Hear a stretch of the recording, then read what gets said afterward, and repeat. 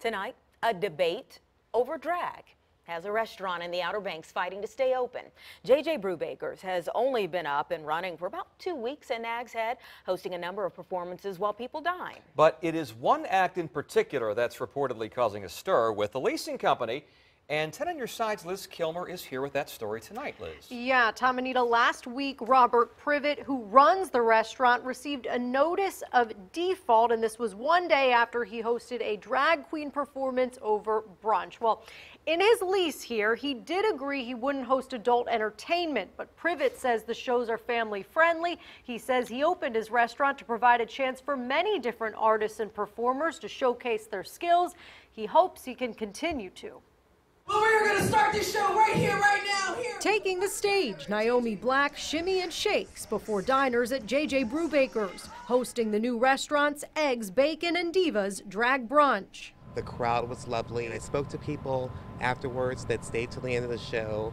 They told me how much they loved the show. Apparently not as pleased the company leasing the Nags Head property to Robert Privet. July 24th, he and his co-lessee received this notice of default, stating the pair had already been informed that, quote, an event including male or female impersonators would be in violation of the lease. It also says Privet indicated he wouldn't hold that type of event. He says that's not true. So I fear that I'm going to come to work one day and myself and my 40 employees are going to have a padlock on the door.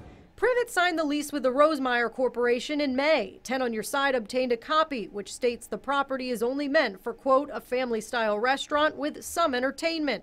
Another page outlines which types aren't allowed, among them adult entertainment. I haven't done any lewd or sexual acts on a brunch stage, so I don't see where, you would have a problem with the show. At least one family with a child can be seen in the drag show audience. 10 on Your Side asked a few nearby tourists how they'd qualify drag. I don't think it's family fun.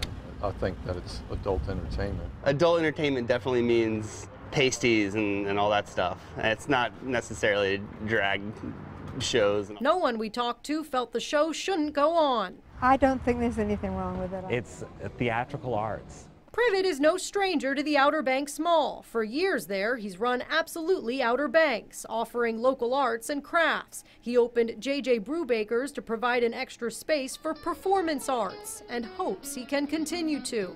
I'm going to stick fast to my concept and it's not going to change. I'm not going to tell one entertainment that their expression is wrong.